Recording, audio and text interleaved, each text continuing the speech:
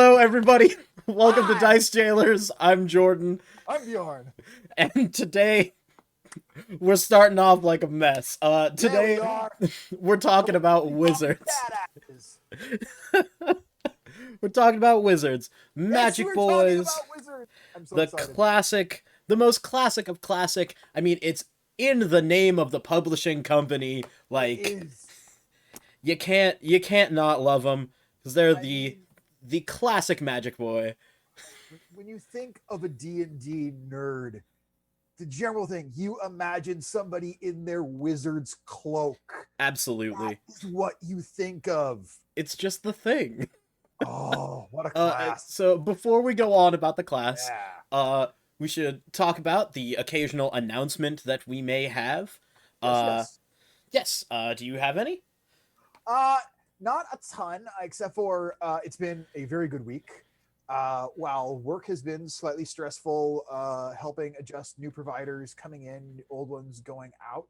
Um, I work for a really fucking awesome person who, when I was asked earlier this week, "How are you doing?" and I said, "Incredibly stressed." They have spent a time every day this week checking in with me on my stress levels and discussing what we can do to make me less stressed. And part of it was to get here with plenty of time to set up. When I went, "Hey, I'm gonna take off 15 minutes early and I'll work the 15 minutes tomorrow." Our owner, CEO, my boss, she just goes, "Don't worry about it. I'm not counting the minutes. Just we'll see tomorrow."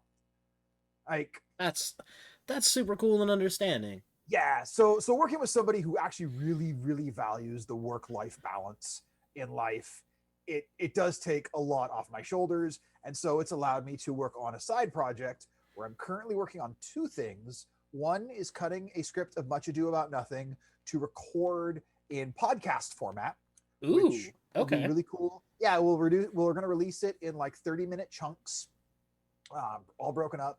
And I'm in the process of, man, it's taken me longer than I thought it would. I knew it wouldn't be easy. I'm Hmm. currently, and I know Tom Stoppard already did this. I'm not original, but I'm cutting down Hamlet to 10 minutes. All right. 10-minute ham. In theory, it'll probably be 20, but I'm trying. And it's really fun to do from a storytelling standpoint. I think it's actually making me a better DM because I'm recognizing important story beats. I think it's going to Okay. help me. I think it's going to help me write a great campaign for the next campaign we do, because we're getting closer to the end Oh, we of our sure current fucking one. are. Yeah, you guys are level 18, and I'm not going to say what I did, of course, but spoiler alert, over the weekend, I actually wrote the epilogue. Oh, damn. I wrote Okay. the, I've written the epilogue. So, You're assuming more of us are gonna survive than I am. the epilogue is adjustable. The epilogue is Fair. adjustable based on survivability. I can adjust many parts of it, but there are parts that will remain no matter what. I'm assuming we'll all die, so having an epilogue at all is bold. It's an epilogue for the world, not necessarily for your characters. Fair enough. So yeah, and honestly that's cool from an emotional standpoint, because I'm going to need closure for the campaign when it ends. It is going to be Hmm. very emotional for how hard I worked on this for 3 years now, Yeah. since I put a lot of work into it before we started. Hmm. So it'll be good for me that when we get to that final moment, that I won't be a blubbering mess and I'll actually be able to narrate it. I mean, you'll still be a blubbering mess with all of us, I'll still be probably. crying, but I won't be a blubbering mess. I'll be able to get words out. So that's why I did that. But it's going to be great. I'm really excited for it. And I think I may have selected the one shot I want us to do next month. So Awesome. you and I are going to talk about a date to get it on. We're going to get some Yep. players. We're going to make it happen. And there Yep. will be a one shot Yep. next month. I've already got two people in mind that have said they wanted to do it. That usually have free time. So Beautiful. What about you? yep. What about you? It's been a weird week. It's been 1 week since you looked at me. It's I no, You're not wrong. it's been Sunday. It But just has. just some fun stuff going on. With Washington kind of unsafely early shifting.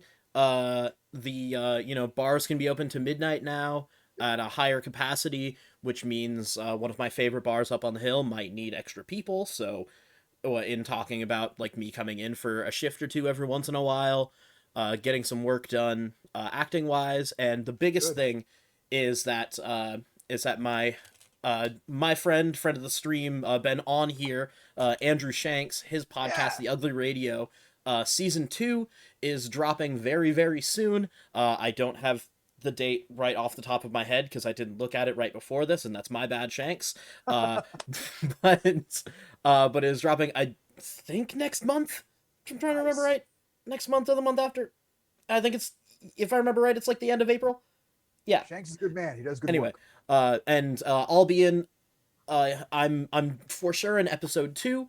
In talking about me being in more potentially. So that'll be fun to get that podcast rolling. Because it's just so fun. It's such a cool project that he's got going. And then this morning. So this morning, I decided, because I can pretend to be a little foolish with money. I decided to myself, I'm gonna try and watch for the next time there's like a drop of Xbox consoles and get the new one, because treat myself, I deserve it. I mean, Uh, yeah. and I looked, and one, as a company for console drops, shout out to Target for doing it kind of well. Because you can only get them, you can only like order online, and it has to be for pickup, and you can only get one. Yes. Which Yeah, is no, a they do a good, great job with that. yeah, which is a big thing against scalpers, so shout out. And so, but like, I got up at like 4 a.m. to try. There were only PS5s on sale, and I don't want that. As much as I love Sony games, I have a bunch of Xbox stuff already, and I want to play. I just want to play Assassin's Creed Valhalla in pretty. Um, you know. Uh, but then there was also at noon, Walmart opened up theirs for a few sales, and I don't want to give Walmart money, But so I wasn't going to buy it from them. But like, Walmart has nothing in place to stop scalpers, right? yep. So I decided, you know what? I'm gonna see just how awful this is, or like how quickly they sell out. Um,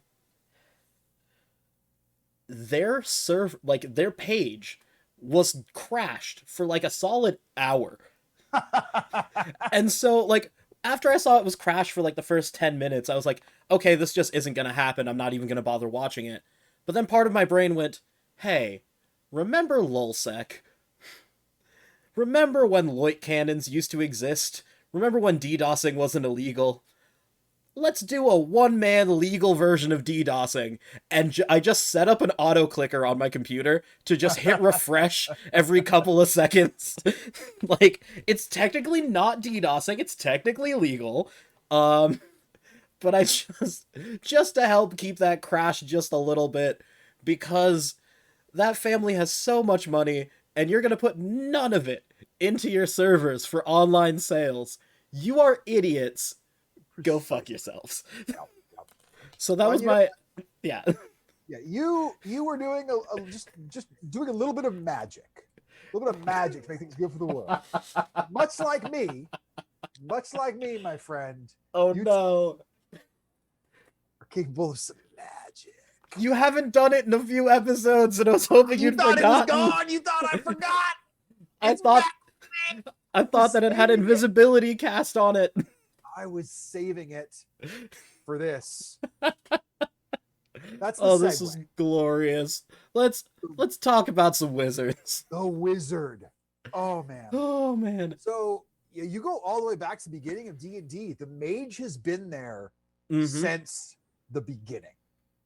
This is OG. This is quintessential. You cannot have Dungeons and Dragons without the wizard class. And Nope. now maybe you play a low magic or a no magic campaign. And if you do, more power to you. I can say this, I don't want to play in your campaign. Yeah, I like magic. I do too. And granted, my favorite class is the barbarian. My Yeah. second favorite class, now that I'm playing one, has become the wizard. And I'm Mhm. only level 3 with my wizard, but I'm loving it. You can shape the world around you in ways that no other class can. This is arguably the most powerful class. Now, it's offset.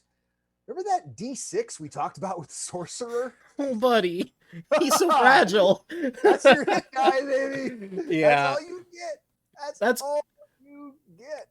And the weirdest thing talking about wizards compared to like the other classes is that other classes, like, they get things just from their class. Wizards don't have those except for 20th level, basically, because everything else is just, you just get a metric fuck ton of spells, and you have the things that you get from your subclass, from your wizard school. But you don't have these things like all rogues have sneak attack, all rangers have a million things, all barbarians have rage, and then it just gets augmented by the subclass. Like, wizards, their thing is just spells. Yeah, when you look at their entry in the player's handbook, it's very interesting. Every other level looks like it has nothing. Now, on all the even levels, you're getting something. Level 2, you pick your wizard school. 4, 8, 12, those, the multiples of 4, that's where you're getting your ASI or your feat. And then, 2, 6, 10, 14, that's where you're getting your wizard school abilities. But all the odd number, you're getting a new level worth of spells. Yes, and that is huge. It's so big for wizards, just because of the sheer massive amount of spells you can learn. And also, you're not limited to the spells you can learn just by what you get from leveling up, because you get to choose 2 spells that you have the ability to cast of that spell level per level as you level up. But if you find spell books, if you find spells as treasure, which DMs, if you have a wizard as one of your players, make sure as part of your loot, have spells they can find. Yes. Like, they'll geek out.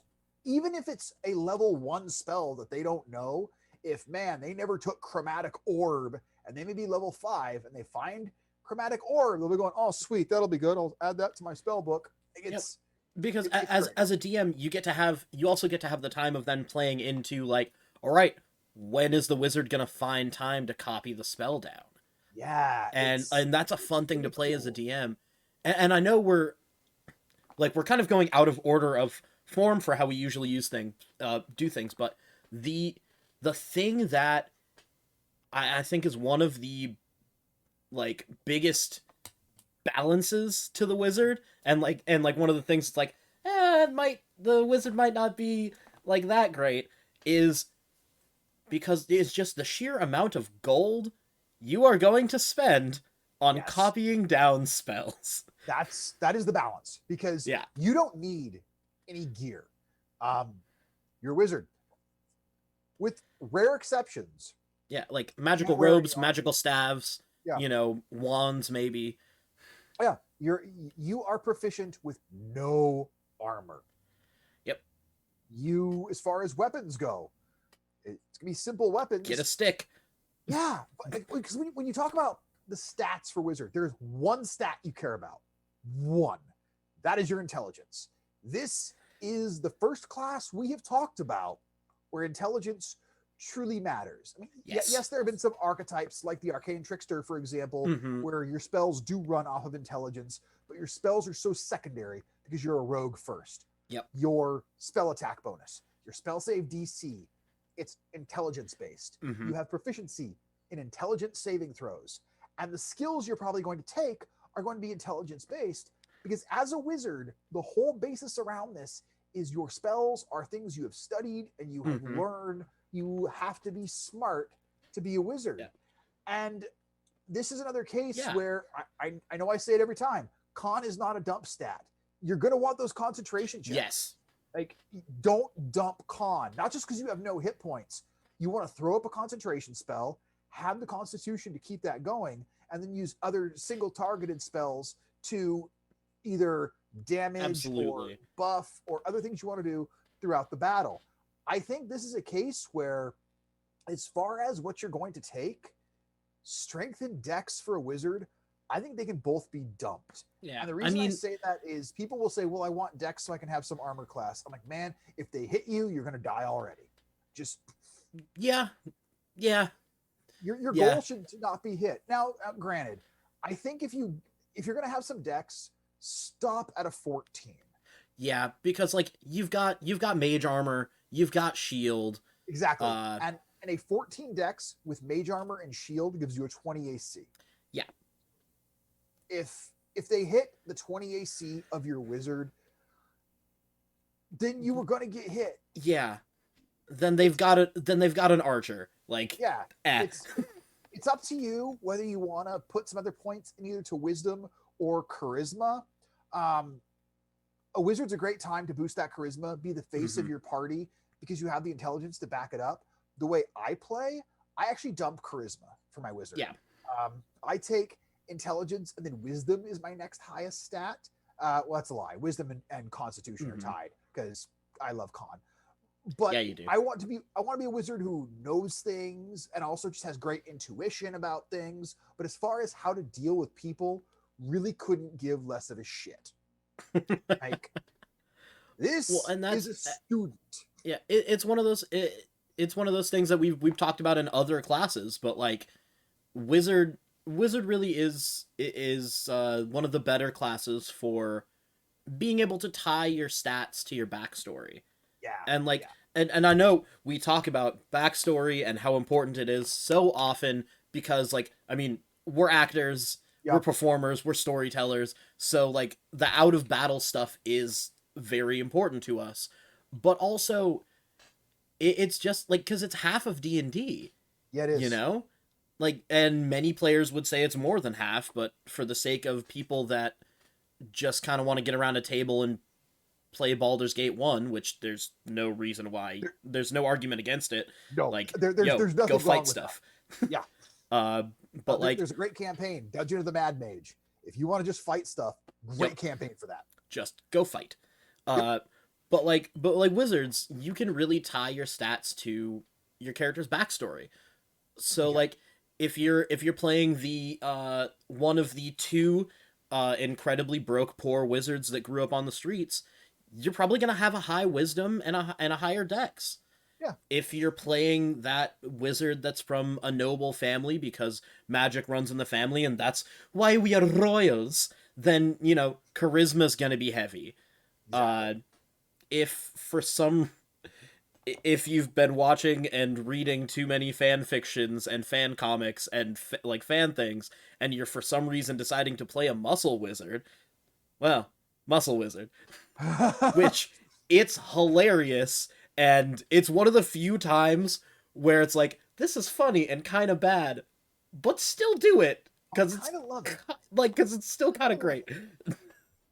And that's the thing with the wizard is that because everything basically is intelligence, everything else is free. Yeah. You know, in thinking about things I like about the class, obviously everything you can do with spells.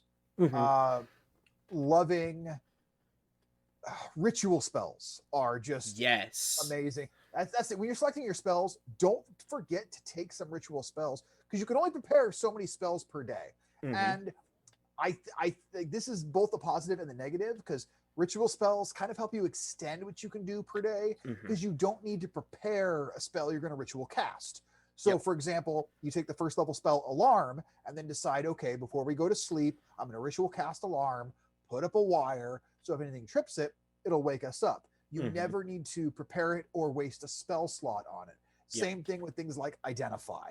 Take a minute, you know, or take 10 minutes, I should say. Yeah, 10 minutes. Sit down with this object and identify it. You never have to prepare that and use a spell slot for it, which I and like detect magic is really good for that as well. Yeah. Like there's just a lot of setup spells that like if your party can take the extra time, ritual cast that motherfucker. Yeah, because I will say this will lean into, and when I was thinking about things I don't like about the wizard, okay, obviously the D6 hit die is the easiest thing to talk about, but I think that is actually part of what balances this class. Because if a wizard even had a D8, they would be too powerful. They'd be too durable. Yeah. Like the muscle wizard would be the standard. Yeah, they need to be squishy. They have to be because of all they can do.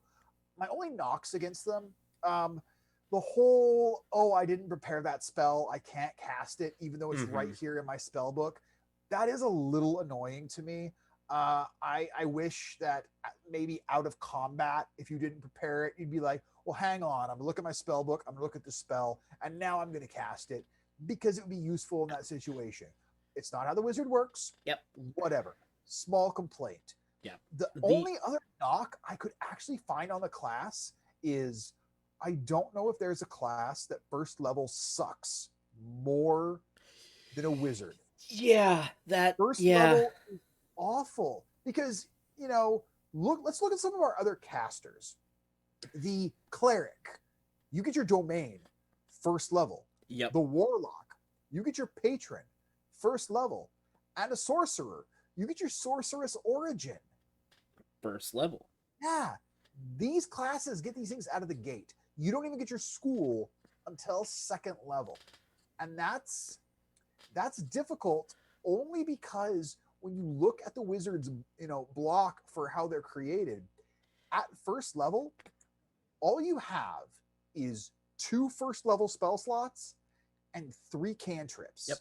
You're That's you're a freshman physics major yeah. who hasn't declared yet and didn't take AP classes. It's like, so you can only cast 2 spells. Now, granted, you have Arcane Recovery, meaning you can recover 1 spell after a short rest, and you can only do that once per day.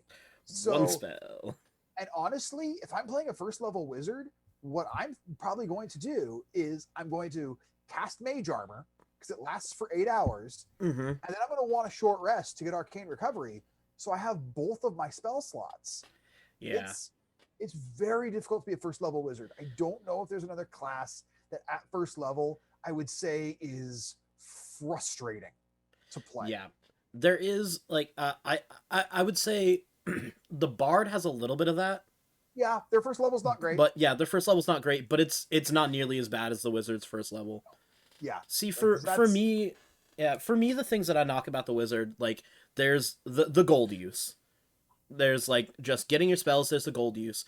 But the biggest thing that's the knock for wizards for me is not necessarily the class, but because the class has been so long running, people have alarms on their cars that just go off next to me while I'm recording a thing.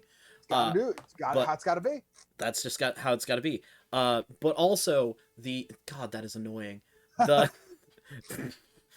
threw me right off track. But also it's how people have these ideas of what wizards are, and Sure. that like you get stuck in this, even though wizards have so many things that they can be. And that kind of gets into the like how people play wizards. Yeah. And with playing wizards, it's like especially at lower levels when you don't have that many spell slots, and even when people get up to higher levels, they hoard their spells, and so like there's so many times where like this would be much easier if you just used that big spell. Like people are so worried about being out of their spells at a pivotal moment that they then don't use them. Yeah, and that's a thing that can be hard as a newer player to get over. Yep. Is like, I don't want to waste it just in case I need it later. Waste like half. It's the classic video game RPG trope, though, of talking about like the mega elixirs in a Final Fantasy game. Yeah. Where I saved them all until the final boss. And then I was strong enough. I didn't need them at the final boss because I overleveled, and so I never used a single one of my mega elixirs in the whole game. And now I'm just here with all this BFG ammo, and well, game's over. I agree with you. As a wizard, you have to be willing to cast your spells, and you have to be willing to run the risk of having to tell your allies, "Hey, sorry, I know Disintegrate would be great right now. I don't have any of those spell slots left. It would be great if I could Disintegrate right now. I've got Ray of Frost." Exactly. So sorry, guys. And yeah, like I said, my wizard is only 3rd level, and 3rd level to me, that's where the wizard starts to sing, because at 1st level you had 2 1st level spell slots. 2nd level you have 3 1st level spell slots. Once you hit 3rd level, You have 4 first level spell slots, which is as many as you're ever going to get. Mm-hmm. But you also already have 2 second level spell slots. And You by are that now, point, yeah, and by that point, you also have your School of Magic. yes. So you have 6 spells. You have your School of Magic. You've got 3 cantrips. You are capable of being useful. You've got some ritual spell. You better have some ritual spells. Come on. Yeah. Like, take ritual spells. But you Yeah. are now in a position where if a combat happens, you won't be like, oh, I'm only going to cast cantrips because I'm afraid of burning spell slots. You'll be willing to use some. Mm-hmm. You just have to actually be willing to use them. And you also have to think heavily about how to use your School of Magic, You as do. well as what your School of Magic means to your character. And I will say, every class, when you pick your whatever your archetype is, there's a lot of thought that goes into it. And honestly, what I think the biggest thought should be is what appeals to you as a player. Think about that more than what do I think will help my party. Yep. Because if what helps your party isn't enjoyable to you, you're not going to like the class. As well as what people are usually initially, especially with the wizard, are going to think helps the party is, all right, I'm going to be an evocation wizard. Everyone's a goddamn evocation wizard.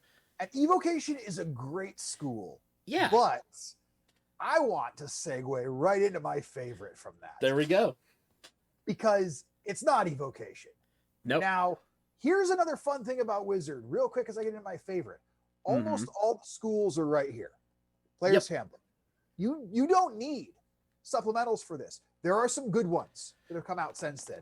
But for me, there is one easy frontrunner choice. It is the School of Magic that my wizard is, and I love it more than any other. That is the Divination Wizard. Word. School of Divination. I will put that against any class in the game because it has what I think is the greatest ability you can have. You get it level 2. You get Portent.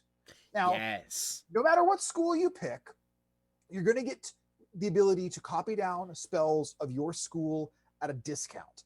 And this is the only place where I think some of the other schools may have a bit of an advantage. Evocation in particular, since that's your damage school, these damage dealing spells, if you find them, that's great. But Portent, at the start of each day, so when you finish a long rest, you take 2d20, you roll them both, and you record the results of both of them. Then at some point during that day, you may choose when a d20 is to be rolled. Now that's the key thing. You have to announce it before the d20 is rolled. This is not something where you get to replace a shitty roll, but you can decide one of those numbers you rolled to replace it. The easiest things to decide are on the far ends of the spectrum. If you roll a 20, that means that person in your party, that martial class, they're going to make an attack. I don't know, your paladin? If you have a paladin in the party, you just wait till you're in combat and you go, hey, don't bother rolling. You roll a natural 20. Yeah. And now they can Divine Smite on a crit. But here's the real beauty of it. When you roll those super low rolls, say 5 and below, being able to tell your DM you roll a 2. Great. It's great. I'm playing in Icewind Dale. We're in a combat with something kind of nasty. And is it the wolves? Huh? Is it the wolves? Oh. It was not wolves. It was not wolves. It was a moose. And yeah. And the moose charged our barbarian. And I stopped and I went, asked my DM. I can see it from where I'm standing here, right? Because I chose an elevated spot for my wizard. And he goes, you can absolutely see it. I go, that's wonderful. It rolls a 2 on its attack. And that's one of my uses of Portent. And that was great because it was using a charge attack. You can negate a big, powerful attack. And that's the only caveat. You have to be able to see it. There is no range restriction on it. This is for an attack roll. This is for an ability check. This is for a saving throw. Yeah. This is the ability of abilities. And people will say, well, what do I do with some of those kind of middle rolls? If it's a 10 or above, you can use that for a death saving throw. Yes. If you have a 10 or an 11 and you have an ally that's down and it gets their turn, you could say, hey, don't bother rolling your death save this round. You get a 10. You just succeed once. They mark a success. It can really help in a battle. And then for, I think 7 to 9 is kind of the hardest to know when to use it, because you're going to encounter stuff that even if they roll a 9 is likely to hit you. I think that's a great place to target what you think something's weakest save is going to be. Give them a 9 on it. If they somehow roll high enough to meet your save, you've at least learned, okay, they're probably proficient in that. Yep. See, I would also take those those 7 to 9 in that case and use them in like, because everyone has those kind of rolls that quote unquote don't matter. Sure. And when they happen on the lower end of things, they can be fun for you and your DM. So like, you know, like when another player is like telling a story of something they did, and the DM's like, all right, roll a history to see if you also know the story. Be like, I got a 6. Yeah. I don't know this fucking story. Yeah, it can be funny. Or even then, you're talking about ability checks. Maybe you're doing something where you have a very high modifier in that ability. So you know, okay, DC on this is probably around 15, and I have a +8. You rolled a 7 on Portent, just go, you know what? I roll a 7. That's a 15 total. I'm using that for my result. And that way you don't have to worry about that super low roll. And you get that at level 2. Now you can only replace a roll once per turn, and each roll can only be used once. But the only way Portent is a bad ability is if you don't use it. Absolutely. And here's why I love the Divination Wizard so much. If that was the only ability they got, they would be amazing. But kids, there's more. Damn right. Level 6, you get Expert Divination. And this is, to me, almost as good as Portent. Because you talk about Wizard, those spell slots are precious. Beginning at 6th level, when you cast a divination spell of 2nd level or higher that uses a spell slot, so no rituals here, you regain an expended spell slot of a lower level that you cast, and it can't be higher than 5th level. So here's what this means. You could maybe decide, you know what?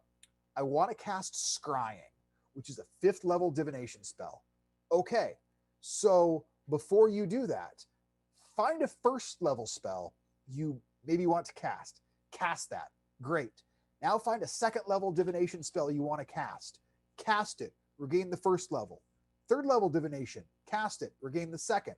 4th. Regain the 3rd. And then finally cast that 5th level Scrying to regain your 4th level spell. You just cast a 1st, 2nd, 3rd, 4th, and 5th level spell at the cost of 1 5th level spell slot, and you regained everything else. This is mighty, and this allows your Divination Wizard to do so much. And if that was the only thing you got, I love it. But there's one more great feature at 10th level when you get the 3rd eye. Oh gods, the 3rd eye. You use your action, and when you do, you get one of the following benefits. It lasts until you're incapacitated or when you take a rest. But you can use the feature again after a rest. You can give yourself dark vision to 60 feet. You can choose to see into the ethereal plane within 60 feet. You can choose to read any language, or you can choose to see invisible creatures and objects within 10 feet. Now, the range on that is short, but it's still there. Being able to see invisibility is massive. The last ability you get as a Divination Wizard, 14th level, all it does, your Portent, instead of rolling 2d20, you now get 3. I mean, to me, this is the ultimate wizard simply because you're already going to get great spells that can do tons of damage. Let's face it, you're taking Fireball at 5th level. When you hit 5th level, you're taking Fireball. You're taking Fireball and Counter Spell at 5th level. Why do I say that? Because when I hit 5th level, those are the 2 spells I'm taking. Because fun fact, I have never cast Fireball as a player. Never have. Yeah, you've cast it like 25 times at us as a DM in this one campaign. So Jesus. Good. So good. But this class, I know that through my spells, I'm going to get to do some real damage. But these support abilities that you get, amazing. The fact, and they're so often overlooked. Yeah. that level 6 ability of, oh, if I cast a spell, a divination spell, I can regain a lower spell slot if I'm expending this. That means if you are casting, say, a spell, I would say in battle, but not a whole lot of divination spells come up in battle. Yeah. But there are plenty of divination spells that aren't rituals. And if you're going, do I want to cast this? Well, if you need to, Yes, find you a do. first level spell that's worth casting. Maybe you're low level and you have a ranger in the party that all they have for armor is leather armor or even studded leather. And you go, you know what? I'm going to give you mage armor, which will give you a 13 plus dex, which will be higher than what you have. Now I'm going to cast this divination spell and I'm going to get that spell slot back. Mm-hmm. There's just so much utility, as well as like with the School of Divination, you get so much like it's kind of like spell synergy, but it's just class synergy, where there is nothing in that class that does not work with another feature of that class. Exactly. Which is significant, because there's a lot of other classes that, like, you know, I can do this cool thing, or I can do this cool thing, or I can do this cool thing and then later do this cool thing. But it's not like I'm doing this cool thing that augments this cool thing that augments this cool thing, you know? Yeah, I can't speak highly enough about the Divination Wizard. I love it. There's not even a close second of wizard schools for me. It is so good. And again, if Portent was all you got, I would still be huge. Because there is nothing greater than being able to tell your DM what they rolled. Oh, yeah. It's a great feeling. I hope as a DM, I never have a player who plays a Divination Wizard, because I had it for a one shot, and let me tell you, when I was told that I rolled a 2, I did not enjoy it. Oh yeah, so, nope, it's not great. Divination Wizards are great. Like, that is one thing. If you're going to play a Divination Wizard, don't play a Divination Wizard in a campaign where, like, your friend is like, hey, come join my campaign and play with my friends. Like, make sure you're already friends with the DM before you play a Divination Wizard. Yeah, like, because you will ruin real life friendships by doing that. The thing is, you use that Portent ability, make sure you don't be a dick about it. Like, yeah, you know, I will say I am not a kill happy DM. I am not trying to kill my players. I disintegrated Jordan's character recently. You did. Thankfully, they were able to resurrect him. I was prepared for it. Yeah, I know you were more prepared than I was. I fall in love with my players' characters. I do. I love these characters. And it was really, I disintegrated you. I tried to disintegrate Phoenix. I power word killed him. And it hurts me every time I kill one of you guys, because I love these characters. But it's part of the game. So all I say is, just don't be a dick about it. If you do tell the DM that they roll a 2, you can try and be cool and edgy about it. You'd be like, you roll a 2. Like, you can do that. It's still dorky, but don't be like, ha, ha, ha, ha, ha, because the DM controls what you encounter. If you want to fight a Hydra next at level 3, they can make it happen. So just be cool. I talked about the Divination Wizard enough. What school are you in love with? So for me, like, first off, I have an honorable mention that, like, I'm not gonna talk about because I could talk about for too long. Because there are so many things about it that I love. Narratively, ability-wise, yeah. I think I know what it is. And the Blade Singer, like, the Blade Singing Wizard. I love that one, and we're just gonna take a Blade Singer and just put it over here, because we will need to extend the episode if I start talking about them. I want to give one minor note on the Blade Singer. Mm-hmm. I love the expanded lineage stuff via Tasha's, and I love the restriction being lifted on the Blade Singer. However, I am also a belief that certain fantasy tropes deserve to exist. So if you're going to play anything that's not an elf, it is going to be a Blade Singer, come up with a cool reason why you're a Blade Singer. Be like, have been raised by elves. Like a friend of mine in the Icewind Dale campaign that I'm running, he's playing as a half-orc that was raised by elvish nobility. That half-orc does not know he's a half-orc. Like, But so it makes sense that he's a blade singer. because if you come up with a cool reason why your character knows Blade Song, It's so good. and you give your DM gifts for storytelling. So that's Absolutely. all I'm going to say about. But yeah. about I wanted to But mention just- that. I knew you were going to bring up Blade Singer. Anyhow, Because what I was love the Blade Singer. non-Blade Singer? Check it out. But the non-Blade Singer one, I absolutely love, and it's one of the first ones that you're going to come up against when you are flipping through that player's handbook. Yep. It is the School of Abjuration, baby. Yes. The School of Abjuration is so dope because it has all of that, like, you're a powerful wizard trope to it. But it's not the you're a powerful wizard of the Evocation Wizard where you're just like, I'm just going to blow everything up. It's just like, and I'm here and you're shielded and you're shielded and you're shielded and I'm shielded. And also I'm going to blow a thing up and then you're shielded again. And I love that. How do we see that in the Heroic Wizard? Oh, constantly. Let's think about Gandalf for a second. The big "you shall not pass" moment. Yes. Yeah, he raises, a magical shield to protect himself, and he's protecting his allies. Granted, he kill steals and gets the experience and comes back with all the cool new gear. Well, yeah. Yeah, the Abjuration. It's like, it's just so cool. I love it.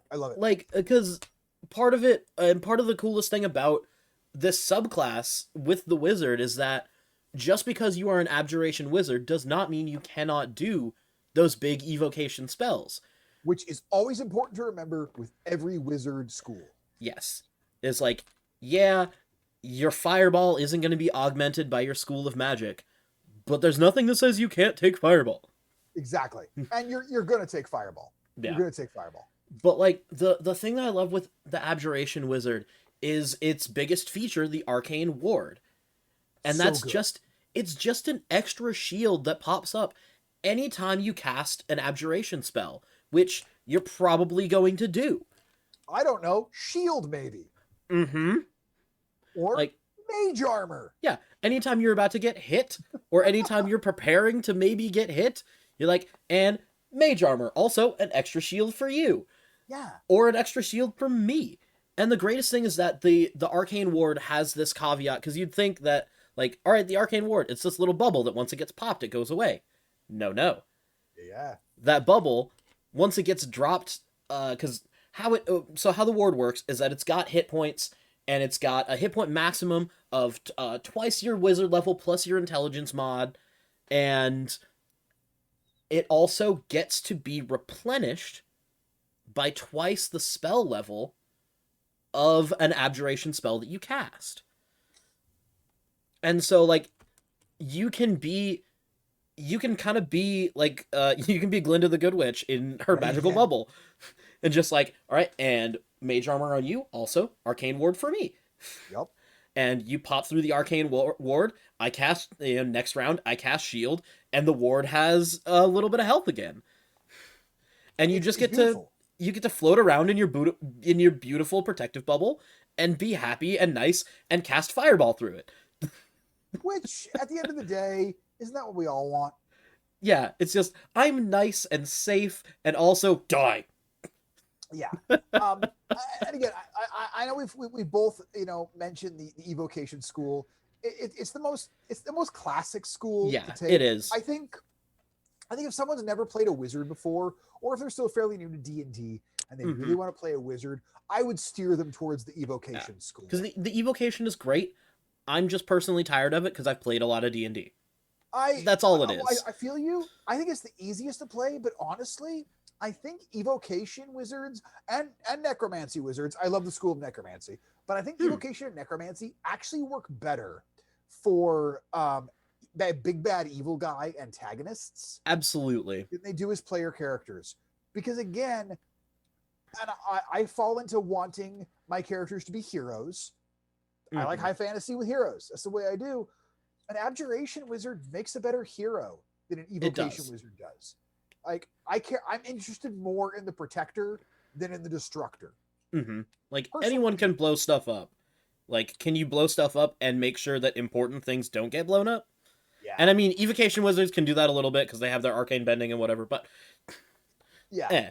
But no, I'm with you. I'm like, if you But want to do also, that, play a sorcerer and take careful spell. yeah. But the biggest thing from Abjuration Wizard, besides the Arcane Ward, is their 10th level ability, Improved Abjuration. Oh my god. And this is to make your DM's casters cry.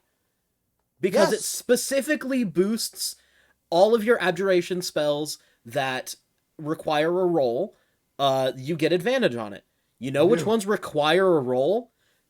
Counterspell at high levels, Yep. and dispel magic at high levels. Yes. If you play Magic the Gathering and you play a blue deck, you are an Abjuration Wizard, my dude.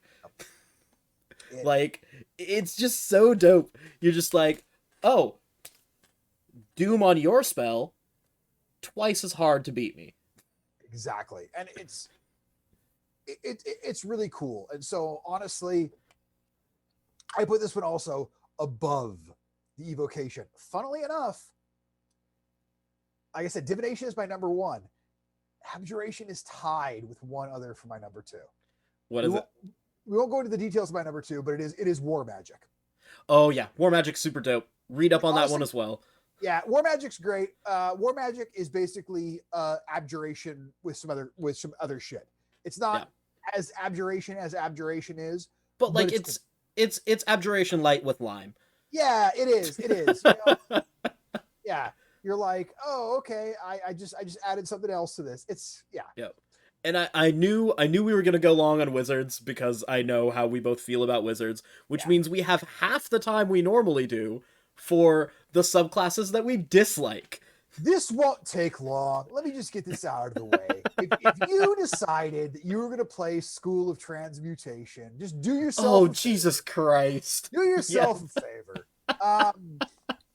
Go ahead, look yourself in the mirror, and go, "You're wrong. Make another choice." Because here's the thing: your second level ability, Minor Alchemy. You may take one object composed entirely of wood, stone, not a gemstone, iron, copper, or silver, and you can transform it into a different one of those materials. For each 10 minutes you spend on the procedure, you can do up to 1 cubic foot. After an hour, or until you lose your concentration, the material reverts to its original form. If you can find a fucking use for this ability, I'm impressed. The only things for that ability are like low level trickery and stealing from merchants. And that's it. It's a block of silver, so even then the merchant will probably be like, I don't know if I want this because what am I going to do with it? You don't necessarily need to turn it into a cube. It's up to a cube. Sure. And so you can turn your silver coins into gold coins for a little bit. It's just a terrible, terrible ability. Yeah. 6th level, I think, is the only ability worth any sort of a shit here. Transmuter Stone.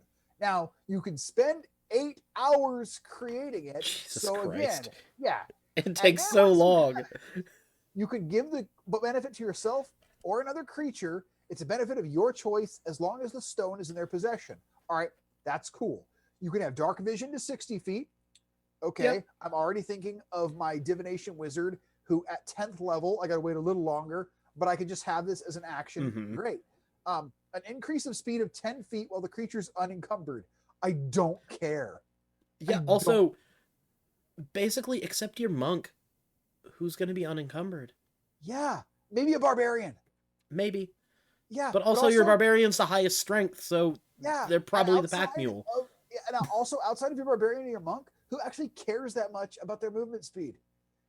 Maybe a ranger? Maybe? Yeah, you can have proficiency in constitution saving throws, which is worthwhile if you're keeping it for yourself. And you can have, for your last choice, it can be resistance to acid, cold, fire, lightning, or thunder damage. Your choice. I mean, all right. Yeah, but you have to choose which one and then hope you get hit by that. Now, again, could be useful if you're in an Arctic environment, so you know to choose cold. You cast a transmutation spell of 1st level or higher. You can change the effect of your stone. Okay. All right, cool. But you only have one. The 10th level ability, you get to add polymorph to your spell book if it's not there already. Now that's good. You've got polymorph. Yeah. Then you can cast it without using a spell slot. But if you use this ability, you only target yourself and only transform into a beast whose challenge rating is 1 or lower. Ooh, you're a puppy. Now, I can see the scouting uses for this, but again, your 10th level.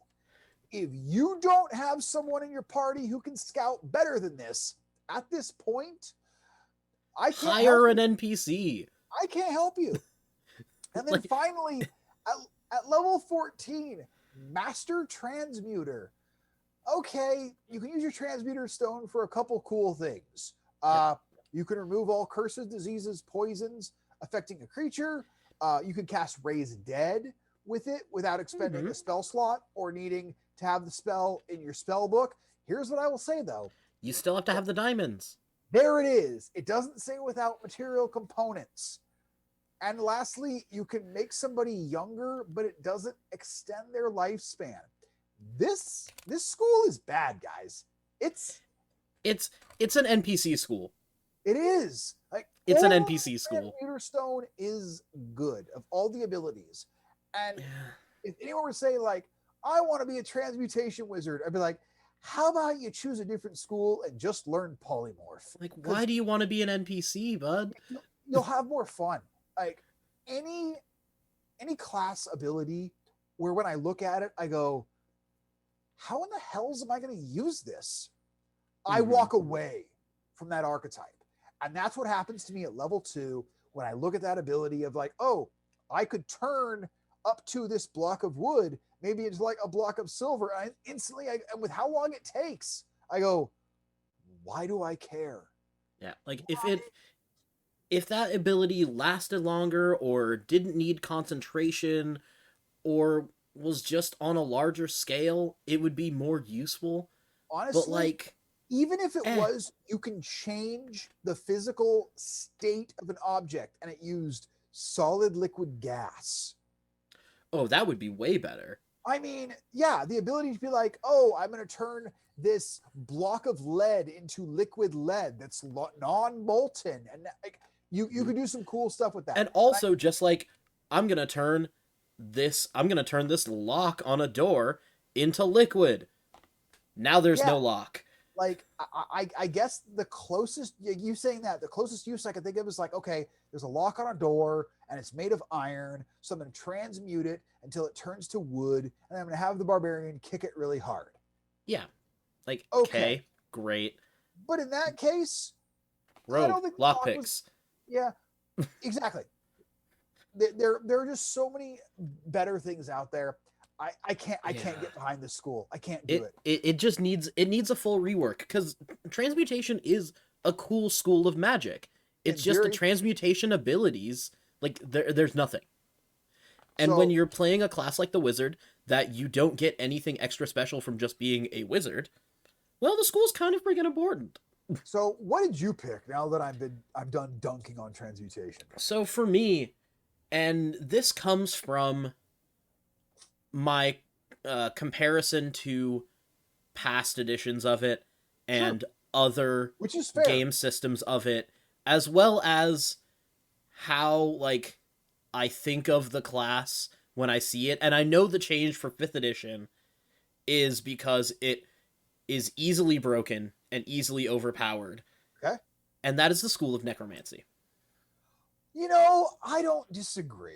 Yeah, because the School of Necromancy, like, and it was a big thing that they did in 5th edition, is that they just took away the number of, like, extra buddies that you had in your party. Where, like, the Ranger's animal companion sucked, and you only got it in one subclass. Now it's been bumped up, so it's fine again. It's still balanced, but it's fine. Like, and also the other school that I don't like that much, the School of Conjuration, your constructs really aren't much. Conjuration is decent now post Tasha's. That is true. That is true. Because they added conjuration spells. Yeah. I would have chosen Conjuration if it wasn't for Tasha's. Because absolutely. I think it was unplayable. but like they added summons, and because they realized in the balancing of things Yeah. and just how much people miss it, they miss being able to create little hordes of minions, and that's the thing that I miss from the School of Necromancy. Yeah. And because like at level 6 you get animate dead if you didn't already have it, which why would you not already have it? You're a necromancer. You're necromancer. But the reason why you wouldn't already have it is because the 5th edition iteration of it kind of sucks. It's not very good. And so, but like when you're a necromancy wizard, you cast animate dead, and there is one additional pile of bones nearby. Then you can create a second, and it's like, okay, how often are you going grave robbing? Exactly. Or like even with like after combat, or even in combat, how often do two things die next to each other? Yes. And it's just that whole thing with, I want my necromancy wizard to have my skeleton buddy like right here all the time, and like undead summons, they don't last that long. It makes a better big bad evil guy than it does a player character. I mean, and you guys fought a necromancy wizard. Mm-hmm. Great for a one-off, like, or for an enemy that you don't like see the minutia of their day, But like the other, like this necromancy wizard for 5th edition more looks like someone that has studied necromancy to fight against it rather than to use it. Honestly, I think this falls in that same realm when we're talking about clerics, like where the death cleric falls in, where it just doesn't hold up to what you want it to be. Yeah. And granted, the death cleric was designed to be an evil character. This is designed to be a player character, but I think they were trying to stay away from the whole, raising these necromancers, because you think of a necromancer, you think like Lord of the Rings, you think Lord Sauron, the Witch King like, of Angmar. It's necromancy. You immediately think evil, and I think what they were trying to do was take a turn on it and be like, "Hey, I'm studying this evil so I can fight it." Yeah. Okay, fine, but it falls short. Yeah, and like even the like, it's even thinking about like the wizard as like this necromancy wizard is someone that's studying necromancy to fight it. I mean, cool, but even if you go that route, the only campaign you're gonna have fun in is like when you're in Barovia fighting Strahd and fighting a bunch of undead. If your campaign does not specifically revolve around fighting undead, it's probably not gonna be fun for you. Yeah. And then if you have a character that's like fighting undead because you hate them, why are you going to use animate dead at all? And it's just kind of that paradoxical existence that I'm just like, nah, brah, miss me with that. Yeah. It tried and it just didn't land. Yeah. Like I think the only like really cool ability it gets is there's like, oh, you now have resistance to necrotic damage. I'm like, oh, that's cool, because resistance to anything as a wizard, I'll take it. But I'm with you. Yeah. School of Necromancy falls short. It's just, it should be so cool. And it's not. And like, even like the biggest thing, the command undead, the biggest piece of like, I understand necromancy, so you can't use it to hurt people. Well, unless they're like, undead that have some sentience. Yeah. Because now they get advantage against your save. Yeah. It's like, great, if it's not just your run-of-the-mill zombie, your 14th level ability is not that useful. And it's like, at 14th level, you're not fighting regular-ass zombies. No. And also, the ones that you don't care. You just don't Because care. At that point, Ray of Frost, I don't care. Oh, they're, like, Ray of Frost, it's resistant to cold, I still do I still do enough damage to kill it. I don't care. So, yeah. No, I'm with you. I think it's one of those schools that they wanted it to be a thing, and it just fell a little short. So yeah, but it's just Here's what I will say about both School of Transmutation and School of Necromancy.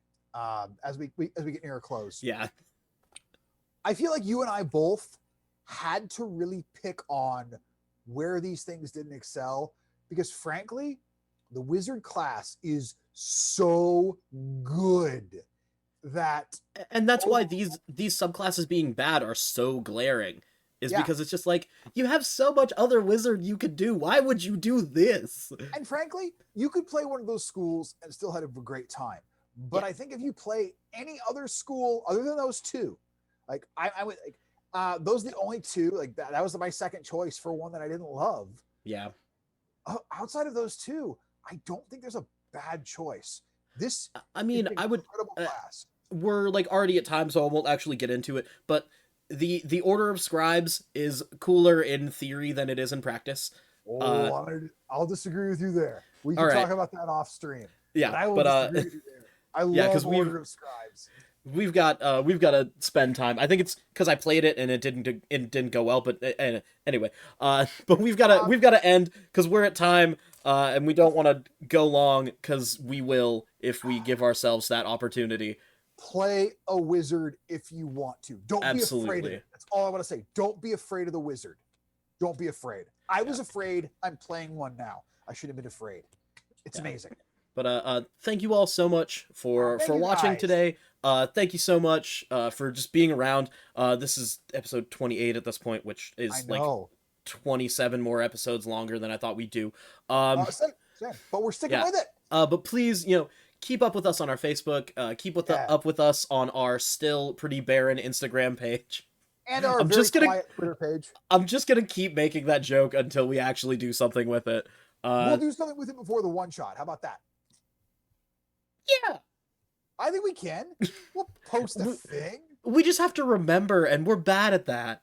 We are. We need to put it in our calendars. Yeah. Jordan and I are actually going to put our heads together probably tonight while we're watching Critical Role to talk about this one shot, when we're going to do it. And hopefully either next week or the week after, we'll announce a date for you guys. And another one shot. And come watch us play Dungeons and Dragons. It'll be fun.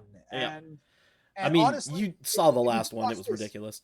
Yeah. If you do watch this and you have any interest in being a player, honestly, please reach out, because even if it's not a game that we show on stream, we're both DMs. We both love both to play and to DM. We would love to run a game with you in it. If we can find a group that we all mesh with, we would love to spend 2 to 4 hours running a game and having fun. And what were other things to say? I wrote it down and then I didn't save it. Anyway, remember that our episodes, if you came in partway through this one and you for some reason aren't gonna watch it later on Twitch, because I mean they stay up for a week or two, our episodes always go up on the Saturday after at noon Pacific Standard Time, because I am being good about remembering to put them there. He is. I've missed 2 since we started putting up a schedule, and I'm trying to be good. Trying very hard. But yeah, thank you for staying up with us. Staying up with us. It's not late or anything, but keeping. Unless you're in the UK or something, in which case, good day. Oh wait, that's Australia. That's you. Okay. Before before any more of these happen, Bjorn, what do we always say? Do something nice for yourself this weekend.